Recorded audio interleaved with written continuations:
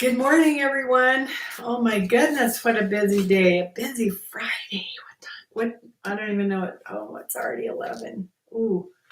Oh, and I forgot to have this go at 1, but I did my bodybuilding one earlier. So today I'm going to talk a little bit about meditation and spirituality, which I find both very interesting and because I am very interested in starting meditation. So I did start meditation this morning for I probably made it through, I don't even know if it was 5 minutes. But I don't know much about it. So I did my version of it. I know one thing and I downloaded a super good article on it, as well as I'm going to post some YouTube videos from Lewis Howes, Leanna Rhymes on meditation, and then another one with Andrew Huberman, who is a neurologist who talks about the chemicals involved. So I'm going to post those as soon as I'm done. I'll post those on there. But I got a really good article that talks about meditation and spirituality. And so I'm going to just go over that because I don't know a lot about it. It's something I want to learn because I feel like I talked about yesterday. It's my Moving Forward series is what I'm doing right now, which has to do with building a strong foundation, goal setting, self-development. Part of that is spirituality, family, all of those things that help us to build a strong foundation. So on that note, I was talking yesterday about how do we become fulfilled, right? So, and part of me is I feel like if I can get a really solid foundation by really building my spirituality, then I can become fulfilled completely. I really believe that. I think that when we develop our spirituality, that also helps us develop our soul and makes us very content, right? And loving and kind. And the more I do it, the more I feel like I'm evolving into a better human being. And by doing that, I think we're developing everything. Like when we fall and sort of become the person we're supposed to be, our destiny, the person that in my higher powers, God wants me to fully develop, fully use, step into the abundant life that He wants me to have. And so I've really been interested in learning about meditation, and clearing your soul of the layers that we put around it. As a child, I think as we grow up and learn how to grow up or something, sometimes you run into things. Not sometimes, probably on a daily basis, where you just put these shelters around your soul to protect it. And emotions. The Emotion Code is another book that I haven't got through yet. Once I go mobile, I'm going to be listening to a lot more audiobooks. But it talks about removing emotions, and things like that. And I think meditation, just my thoughts on it, would be one of those things as well. So I didn't get to listen to the YouTube video Leanne Rhymes with Lewis Howe, but it looks really good. I admire her as a young adult, and I think she's really good. And then Andrew Huberman, you can't go wrong listening to him. Now, yesterday, I think I've been using my internet a ton. And every day when I'm doing my flooring and my kitchen remodel and all that, I'm using YouTube to listen to as I'm working. Well, yesterday, like, they stopped letting me, I don't know, at a certain time in the afternoon, like, I couldn't get back on to YouTube. It was like, I couldn't do any of those things. So I reset my internet and it seemed like I got back on, but I'm listening to it a lot. Okay. So let's see, for our quotes today, I did put one of them in the actual description. It's just a busy day and it's a Friday. Yay, Friday. It's funny though, because I'm technically on vacation from the university, although the 15th is my official last day. But I have plenty of vacation to sort of go through the end of the month.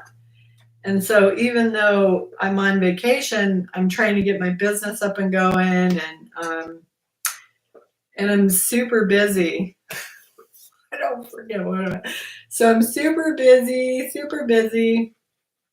I don't let myself relax, is what I'm saying. So, and I'm running out of time. I've got to sell my house. I'm getting it ready. I had to put in cabinets. Now I'm putting flooring in, and then I've got lots of touch-ups, yard work. I did. My granddaughter is going to. She wants to buy her mom wanted her to buy her own vehicle, and so she's been saving money so that she can buy a vehicle. Well, I just happen to be selling a vehicle, and it's a good running vehicle, and so she said that she would like to buy it. So I wish I could give it. I'm not at a place in my life I could give it away, or I would. But I think her mom wants her to earn it too. So they're going to come out and get it and maybe pull some of the furniture home as well in a little RV. So that's one vehicle gone. I'm really happy that my granddaughter is getting it. And then I still have the Jeep, haven't decided on that. But so I'm getting closer to what I'm doing. Busy times. It's already 11. I haven't even ate breakfast yet. I got to get on that. So, okay. Let's see. What do I got for quotes? I did put one. Meditation is like a gym in which you develop the powerful mental muscles of calm and insight. Ajahn Brahm. Let's see. What we got? Meditation provides a way of learning how to let go. I don't know what's on my screen. Okay. As we said, the self we've been trying to construct and make into a nice, neat package continues to unravel. John Wellwood. So that's kind of neat. I mean, that's basically saying, we're getting rid of all those. I'm guessing we're getting rid of a lot of those yucky emotions that we need to let go, huh? Let's see. The more regularly and the more deep you meditate, the sooner you will find yourself acting always from a center of peace. J. Donald Walters. Boy, I like that one. That's what I was thinking too. And when we talk about emotional intelligence skills, that's about that too. How do we remain emotional intelligence?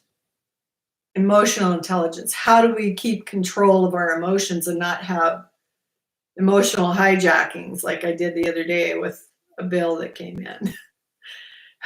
So it sounds like meditation. Maybe we're on the right path. Maybe. Let's see. Meditation is a vital way to purify and quiet the mind. Thus rejuvenating the body. That's Deepak Chopra. Okay, so I'm liking all of everything we're hearing. Okay. Meditation is a way for nourishing and blossoming the divinity within you. Mindfulness practice, which I believe is meditation because you're getting out of your thinking mind and getting more in touch with your body. Mindfulness practice means that we commit fully to each moment to be present, and inviting ourselves to interface with this moment is full awareness, with the intention to embody as best we can an orientation of calmness, mindfulness, and equanimity right here and now. John Kabat-Zinn. Don't hate the arising of thoughts or stop the thoughts that do arise. Simply realize that our original mind, right from the start, is beyond thought. So do so that no matter what, you never get involved with thoughts. Illuminate original mind, and no other understanding is necessary. That's Zen Master Benki Yotaku. That sounds like Yotaku sounds Japanese. Oh, here's one I like. I've lived with several Zen masters, and all of them are cats. That's cute. Eckhart Tolle. Okay, so that's kind of our fun meditation quotes for today, and there's lots of them. Lots and lots. Okay, so the next thing that I did is I kind of got this great article, which there's so many articles and there's so many YouTube videos on it. I like Lewis Howes a lot, so I kind of just went to him and found some of the ones he had, and then also Andrew Huberman is super for what's actually happening, the chemical processes. But boy, when I watch him, I have to take notes or I'm not going to remember at all. Some of it. Some of it, but usually not a ton. So this is from the Monk Dude. So I'm going to also post the site from him. It's called themonkdude.com, Meditation Spirituality. So why has meditation become so popular in recent times? What exactly is meditation? What is self-realization? What is the difference between meditation and yoga? What is the difference between prayer and meditation? Is meditation a science? What is spirituality? And is spirituality a science? What is mysticism? What is the difference between spirituality and religion? What is spiritual meditation? Do you have to be a monk to be successful in meditation? Isn't it self-centered to sit around meditating all the time when there is so much suffering in the world? Is meditation a form of brainwashing? Where did the science of meditation first develop? When did meditation come to the West?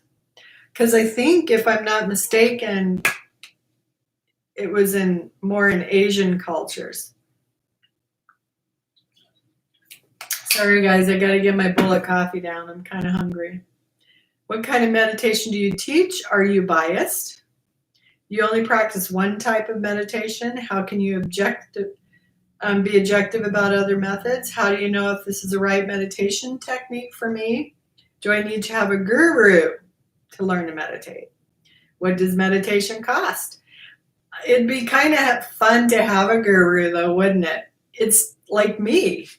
I would love, that's why I'm hoping to get a trainer that goes to the gym with me and shows me how to work out. Same with meditation. Do I need, what does meditation cost? How much time does it take? What are the benefits? How soon will I feel something? Okay, and this is the Monk Dude. Why does meditation become so popular? Due to advances in technology, particularly in the field of brain monitoring devices such as MRI scanners, the long reported benefits of meditation are now becoming measurable. Well, that's interesting. Now a formerly skeptical audience are curious to experience the benefits. It promotes good health. A growing number of doctors and scientists recognize the beneficial psychological effects of meditation, especially in the areas of stress relief, Stress relief and relaxation. Meditation has received widespread coverage. Sports people and healthcare professionals openly advocate meditation. So meditation was first introduced to the Western world in ancient Greek times, nearly 3,000 years ago. So Greek times. But this knowledge was to a large extent lost over time. It was reintroduced to the Western world at the beginning of the 20th century.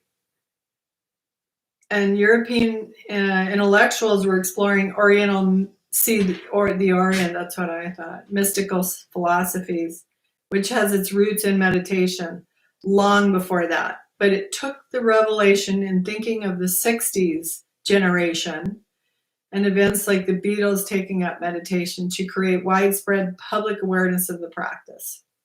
Now that some generations have entered middle age and some of the values that they embraced during their youth have gained broad-based acceptance.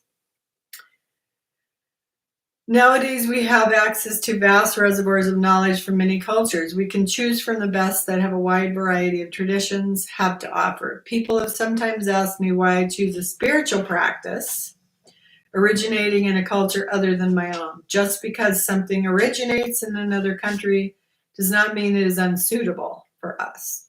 Computer science was first developed in America, but no one suggests that not to use computers. Okay. Meditation originated in India and has been practiced for thousands of years in Asia, but people from all backgrounds can experience the benefits. Meditation is a way for people to explore their own spirituality. Now we're getting to the nuggets, right? This is what I've been after. At a time when many people are disillusioned with institutionalized religions, meditation offers us a method to enter our own inner world and experience spirituality directly. So what exactly is meditation? Meditation has been described as a kind of concentrated thinking. But this does not mean just any kind of concentrated thinking. Concentrating on a pet rock or an ice cream is not meditation. Meditation is a process of concentrating the mind, on the source of consciousness within us. Gradually, this leads us to discover that our own consciousness is infinite. This is why the goal of meditation is sometimes described as self-realization. What is self-realization? The goal of meditation is to realize who we are at the core of our being. Now that can't be wrong, huh? The philosophy of yoga says there are two different levels to our inner self: our mental or emotional self and our spiritual self. The mental self is sometimes called the individual mind. It is limited because it is strongly associated with our limited physical body and is the cause of our feelings. I am this individual person, which is our ego. But our real sense of self-awareness comes from our connection to a wider, subtler form of consciousness. Yogic philosophy says there is a reflection of an infinite, all-knowing form of consciousness within our minds. This infinite consciousness is unchanging and eternal and is at the core of our true spiritual self. When we identify with the small, ego-centered self, this is called relative reality, because that small self is prone to change and death. But when we realize that there is a subtler, permanent reality behind the relative one, and we see that our true nature is pure, unlimited consciousness, this is known as self-realization. When we identify, when we identify with a small, ego-centered self, this is called relative reality, because that small self is prone to change and death. But when we realize that there is a subtler, permanent reality behind the relative one, and we see that our true nature is pure, unlimited consciousness. This is known as self-realization.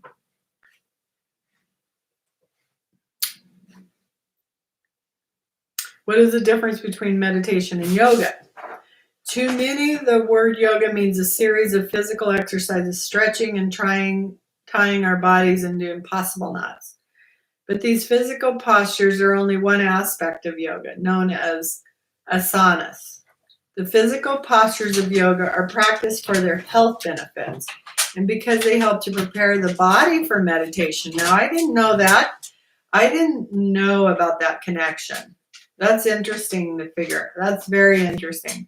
Yoga is both a philosophy. Yoga is both a philosophy of life and a system of spiritual practice. The word yoga actually means union between the individual self and the infinite consciousness. Meditation is the most important practice in the yoga system and is the means by which this merger or union is achieved. So yoga is a system or science that enables an individual to develop themselves physically, mentally, and spiritually.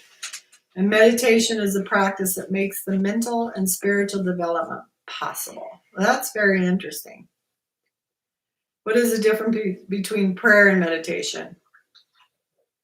Evidence of the existence of religion dates back more than 40,000 years. Early religions were animistic, believing that the forces of nature were beings or gods, and later pantheistic, worshiping many deities and assigning divinity to the invisible but powerful forces of nature that held sway over people's lives. These gods were feared and were appeased through prayer or sacrifice. As society evolved, people gradually realized that there must be a single guided power behind all these forces of nature. And theistic religions emerged, the belief in only one God. But the relationship was still based on fear, flattery, appeasement, and attempts to persuade God to grant favors to individuals. Some religious prayer still reflects this today. That's very interesting. Philosophically, praying to God, requesting something, or asking God to do something, even for someone else, seems illogical. According to all the theistic scriptures of the world, God is an all-knowing, omniscient, and infinitely benevolent being. God is love, who already knows if somebody's mother is sick or someone is unhappy and surely cares enough to do whatever is necessary to help them. Any concerns or ideas we have originate with God anyway, so telling God how to run the universe seems inappropriate to say the least. In yoga philosophy, it is said that since infinite consciousness has given us everything, we should not ask that entity for anything. In yoga philosophy, it is said that since infinite consciousness has given us everything, we should not ask that entity for anything. Prayer can take various forms. What I've described above is known as intercessory prayer, asking for God's intervention in our affairs. More sophisticated forms of prayer include prayers of gratitude, worship prayers, worshipful prayer, contemplative prayer, and meditative prayer. These can help to bring the worshiper closer to God through cultivating devotion, the feelings of attraction towards the infinite consciousness. But as long as it is based on dualistic conception of God, meaning that human beings and God are kept inherently separate, prayer cannot be considered meditation. Spiritual meditation places no limits on our realization.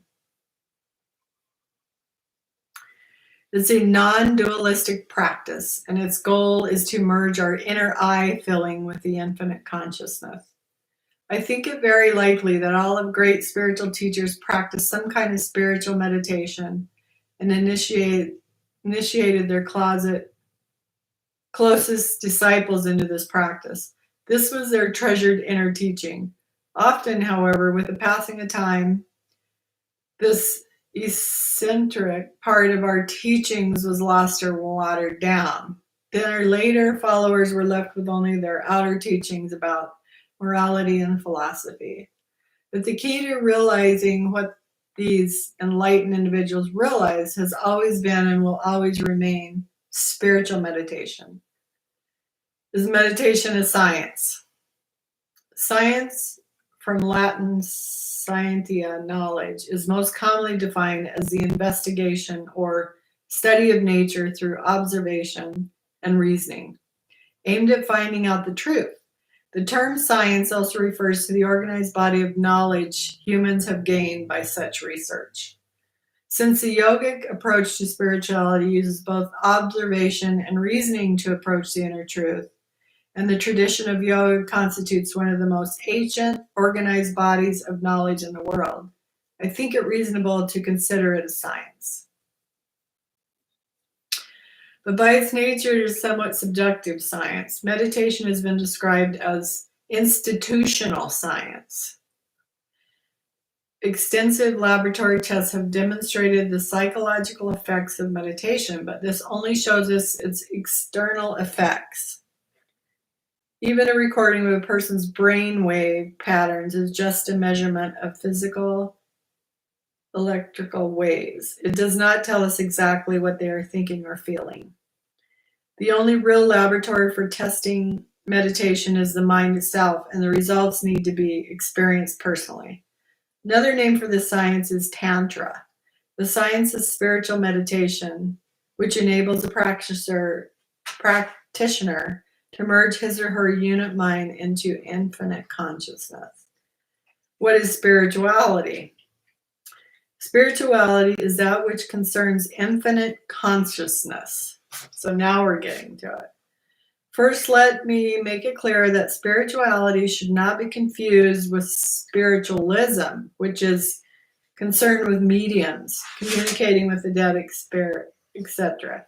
Spirituality concerns infinite consciousness, the same ultimate truth that was realized by the great spiritual teachers throughout history, such as Buddha, Jesus, and Krishna. According to spirituality, the goal of life is to merge the individual mind into infinite consciousness. And the way to attain this is by practicing spiritual meditation and similar or associated practices. See, that's really interesting. Is spirituality scientific? The central idea of spirituality, that infinite consciousness is the ultimate reality, is common in most Oriental and some Occidental forms of mysticism. It is not so remarkable that this idea is widely accepted by mystics and philosophers. But in last century, many scientists have pointed out parallels between quantum theory and the mystical view of reality described in the ancient texts of Taoism, Buddhism, and yoga. Not only Albert Einstein, but virtually all of his contemporaries included Werner Heisenberg, Niels Bohr, Erwin Schrödinger, and Max Planck. Is facts, most of the pioneers of modern physics testified to a belief in mysticism. So mysticism, the enduring endeavor to bridge the gap between the infinite, the finite, and the infinite is mysticism. The most beautiful, most profound emotion we can experience is the sensation of mystical. It is at the root of all true science. Someone to whom this emotion is a stranger, who can no longer stand wrapped in awe, is as good as dead. That deep emotion conviction of the presence of a superior reasoning power, which is revealed in the incomprehensible universe, is my idea of God. That's Albert Einstein. That's very interesting. So, is there a difference between spirituality and religion? The founders of all the great religions taught spirituality, yet religion and spirituality are not the same thing. When my own spiritual master was asked if he would try to start a new religion, he replied, I am not interested in religion. I am interested in human beings and the goals of human beings and how to bridge a gap between the two.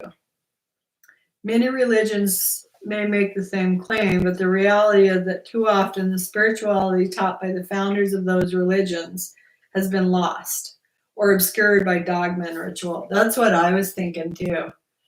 When I think of religion and spirituality, I think of somebody who's religion is very uptight and judgmental and those kind of things, but spirituality is very open and calm and accepting.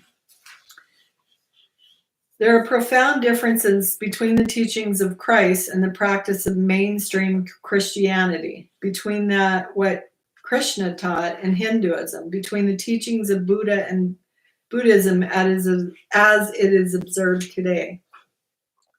Over time, divisions have developed within religions, which have sometimes led to persecution and even war.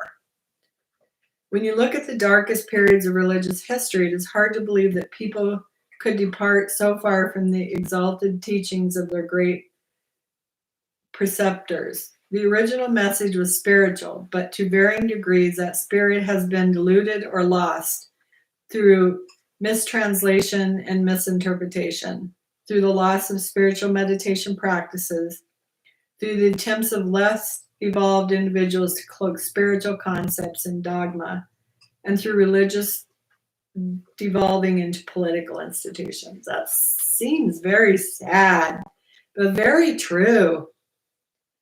Within all the major religions, there are mystical traditions that include many of the features of spirituality.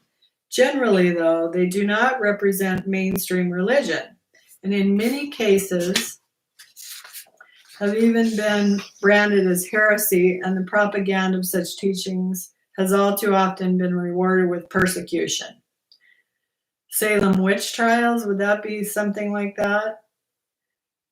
When we are left with is our various religions as a somewhat confusing blend of spiritual truth and dogma. If we wish to sift out spiritual elements, it is important to understand the real differences between spirituality and religious dogma. With the passing of time, these differences within mainstream religion have been increasingly distinct. So spirituality is theistic and has a highly developed and rational concept of God or infinite consciousness. Religious dogma can be theistic, as in Judaism, Christianity, and Islam, or atheist, such as some forms of Buddhism, Shintoism, perhaps even communism. Dogmatic religions generally have either a poorly developed or irrational concept of God, or no concept of God at all. Spirituality is practical and can be experienced or realized by practicing spiritual meditation or something similar. Spirituality is a lifestyle choice and is integrated into every aspect of a person's existence. Religion is generally a compartmentalized part of a person's life, practiced primarily in temples and churches. Okay, spiritual meditation. In spiritual meditation, our mind is directed towards a spiritual idea. The simplest way to conceive of this is to think of infinite love, peace, and happiness. Ooh, I like that. I like it a lot. Or even entity embodying that.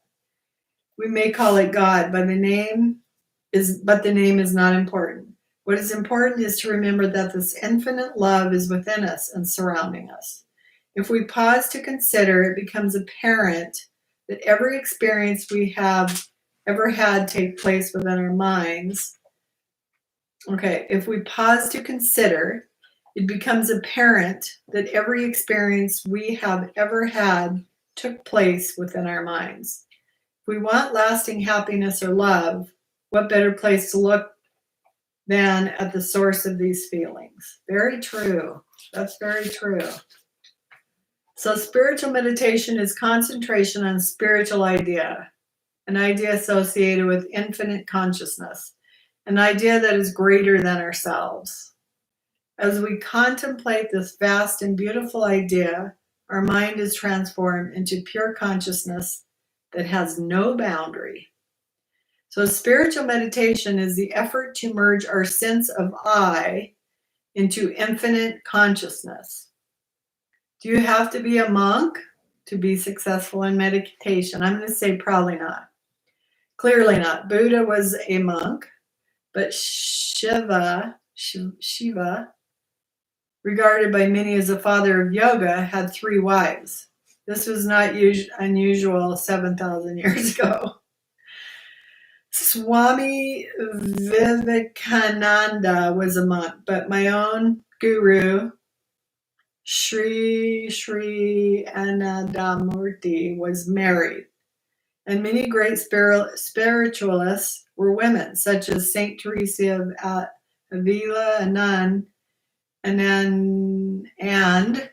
Anandamiya Ma, who was married.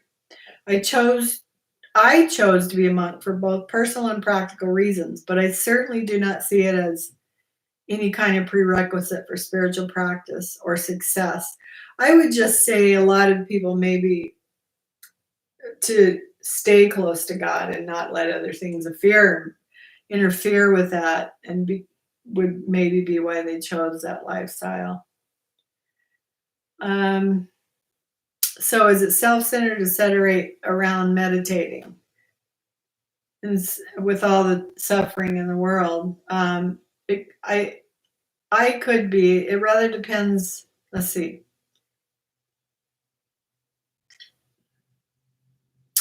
It could be. It rather depends what you would be doing if you weren't meditating. If the answer is watching television, by all means meditate. But if it means you're neglecting your family or using it as an excuse to avoid doing something for others, that's another matter. Meditation and brainwashing. Well, it's no doubt true that the minds of some people could do with a good wash. I have to say that meditation is not a form of brainwashing. Usually when people express concern about brainwashing, they are afraid of losing control of their minds and being manipulated. Meditation actually helps to protect us against having our minds manipulated by strengthening our willpower and making us more self-aware. If you're seriously concerned about other people manipulating your mind for their own purposes, I suggest that the first thing you do is switch off your television, a device which is used to get great effects of, not the truth, advertising companies, amongst others, to influence people's behaviors. That's a good way of looking at it. We don't really look at it that way, but it is very manipulating. Okay, the science of meditation tantric meditation was first developed by the tribes of South India 10 to 15,000 years ago as an expression of their natural desire to understand their own consciousness. About 7,000 years ago, it was further developed by Shiva, the great yogi of ancient India. This practice has since spread and been absorbed into different mystical traditions, including yoga, Taoism, Sufism, Zen, Buddhism, Tibetan Buddhism. Similar practices have also emerged in indigenous cultures. So how did it come to the West? They were introduced into Europe at the time of the ancient Greeks, some of whom traveled to the East and learned from Indian yogas and philosophers. Alexander the Great, a student of Aristotle, brought a yogi back with him from India to be his spiritual advisor. Well, that's interesting. The great Greek mystic and social reformer Apollonius found wisdom in the East and was greatly revered for his spiritual power. He was an advocate of universal religion and propagated the idea of internal rather than external worship, refusing to champion one popular cult against another. He declared that he was concerned with the spirit rather than a form of religion.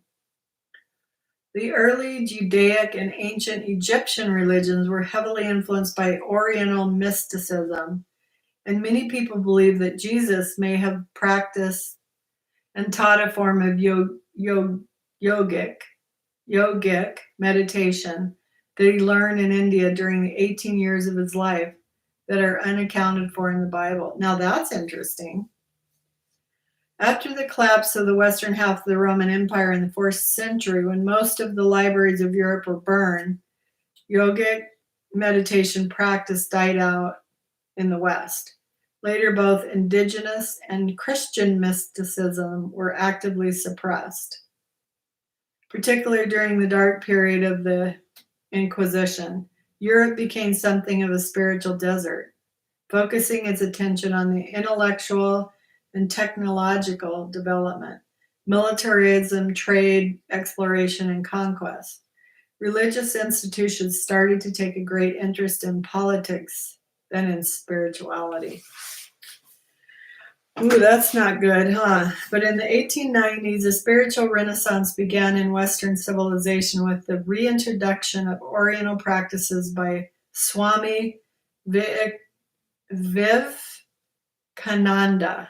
the dearest disciple of the great Indian saint Sri Ramakrishna. Ooh. Viv, that's what I'm going to call him, was the first modern yogic master to come to the West at the beginning of the 12th century. This period saw the emergence of the Theosophists and the Rudolf Steiner school of anthroposophy, as well as growing interest in Eastern mysticism among European intellects like Carl Jung. Okay, I remember that. I remember Carl Jung. Gosh, what? I can't think of, yeah. Okay, is that, I can't remember. Aldous Huxley and Herman Hesse. After Swami Vivekananda allows others follows it in the 1960s. Interest in Eastern spirituality expanded in Europe and America, quickly spreading across the globe, even as far as New Zealand. The most refined expression of this merging of cultures may be found in the writings of the great Indian mystic and philosopher Sri Anandamurti, who was the first spiritual preceptor to create a harmonious blending of Occidental rationality and Oriental mysticism. He was the founder of the modern spiritual movement. Ananda Marga, meaning the path of bliss. Although spiritual meditation originated in southern India in ancient times, its influence can be found in many spiritual traditions. Today it continues to address a universal human need.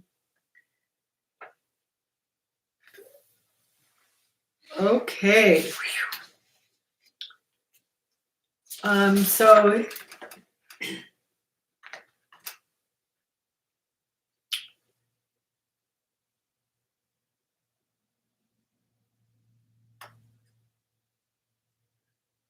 So he's talking about tantric meditation. The practitioner learns a personal technique through a process of initiation, is taught a mantra which is repeated mentally. He or she is taught how to withdraw the mind from the external world and how to concentrate internally.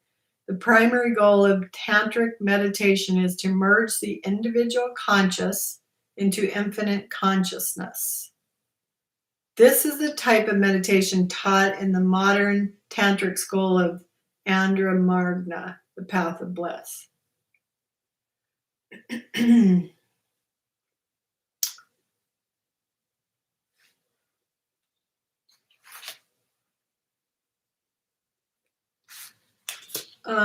He's talking about how do you know the right meditation technique is good for him, and do you need a guru? I think you just would have to try a couple different techniques to see if it's something that you get into, right? I'm gonna Google some and learn from some of the things on YouTube and just try it and see if I feel comfortable with it or not. See if, honestly, I think it's sort of up to your spirit to kind of decipher. I believe God gives us that spiritual intellect to decipher if it's good for us or not. Okay, so what are the benefits? There's a lot of studies involved in it, but one of the benefits is more mental peace, much more emotionally balanced, more creative, profound sense of purpose in life. He says, I have a growing sense that all life is moving into a positive direction, towards greater awareness, towards a greater feeling of oneness and harmony. I feel that I'm also part of the same flow of conscious evolution. Improves self-awareness. I have a developed sense of universal love. Those are all good things. Like, that's why I'm saying, I think if we got more into meditation, that we would, and just tap into that spirituality realm enough on a continual basis, we would enjoy a very fulfilled spirituality wakiness. Good health. Sounds like it leads to good health. Improved willpower and concentration.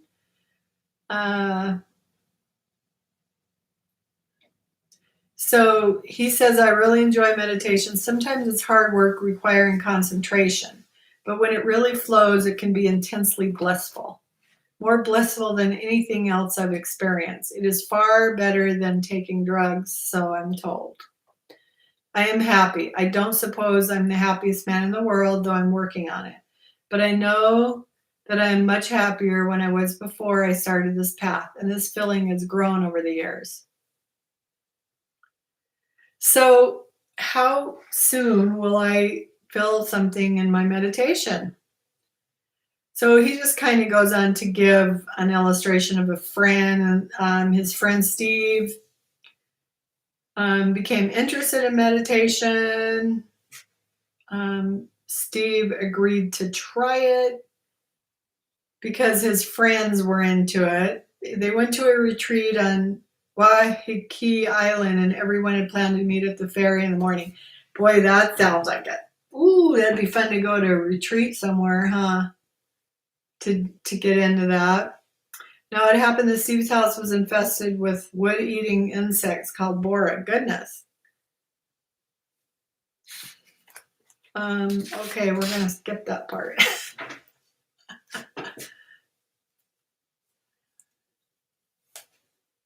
Okay. So let's see.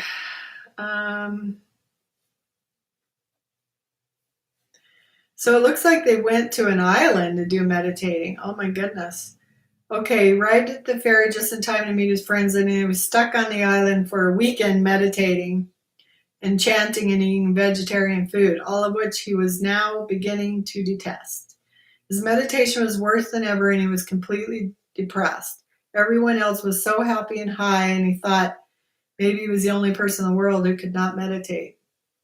If they had not been on the island, he would have left and gone home. Finally, the last meditation session of the retreat began, and he thought, this is the last time I'm going to meditate in my whole life. Fantastic. They were all chanting so happily, and he was thinking, so what, who cares? I just want to get out of here. He sat down for what he thought would be the last meditation of his life. Within seconds after closing his eyes, he had an amazing experience. He felt as if the top of his head had been removed and was open to the whole universe. That kind of sounds gross. He felt as if, okay. He lost all awareness of his body and became lost in a blissful trance. Afterwards, he felt overwhelmed and went up to people in tears saying, it works, like a fool. So that wasn't the last time he practiced meditation. A colleague of mine calls that my can opener story. So how soon will we feel something in our meditation? Everyone's mind is different. So it is difficult to answer this question precisely. Some people I know had an incredible experience the first time they sat down. More commonly, people find it hard at first and begin to enjoy it as they develop more concentration and mental stillness. Some, like Steve, have dramatic tales to tell. Others give up and never find out what might have happened if they had persisted just a little longer. One important thing to realize from Steve's story is that all those weeks when he thought nothing was happening during his meditation were actually an essential part of the process, and that a deep change was going on within him all along. Just took some time to come to the surface. If we really want to know how long we will have to practice meditation before we too can taste its benefits, there's only one way to find out. The sooner we start, the sooner we'll know. So let us close our eyes and open our minds and accept that meditation practice involves an effort.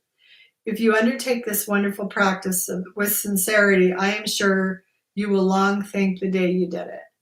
You can chase a butterfly. I was looking for this earlier, this quote, because I really liked it. You can chase a butterfly all over the field and never catch it. But if you sit quietly in the grass, it will come and sit on your shoulder. That's an unknown author. I like that because I feel like the energy that we give out oftentimes may be negative and we might not even know it. But if we have our soul is trapped and we don't have a lot of inner peace and our emotional intelligence is not there and we're not relaxed, we probably don't give off that energy. So, why would the butterfly come and sit by us if we're trying to run after all these things? It scares everyone and a butterfly is gonna, it's like, quit chasing me.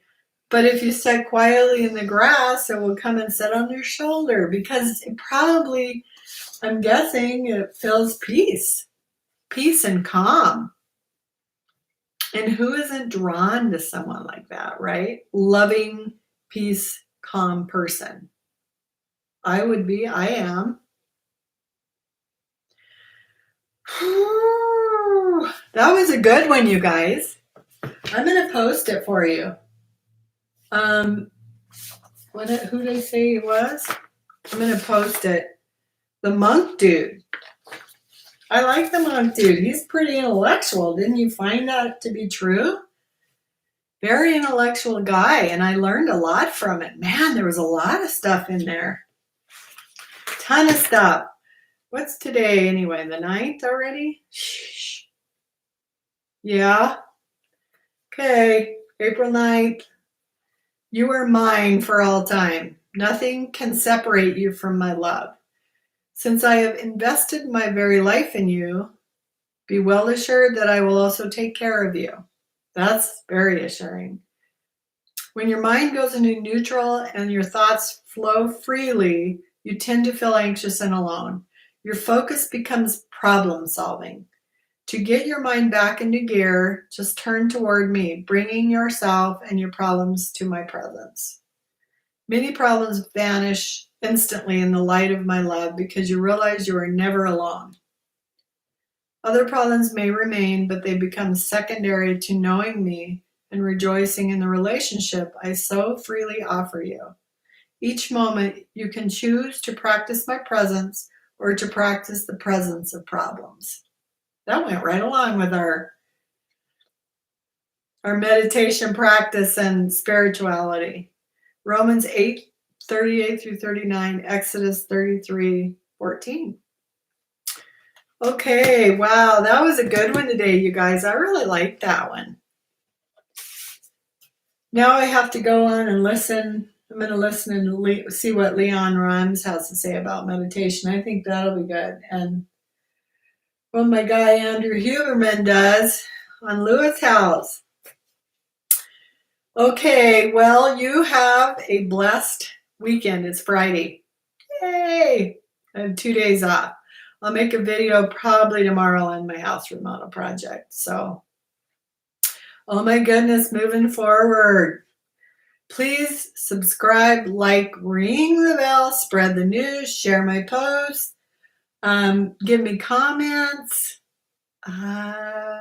suggestions for research, anything. I don't mind researching for you. So let me know if you want to chat, if I can help in any way. Much love to you. Have a beautiful weekend with friends and family. And Jamata Matane, my Tomadachis. Love, love.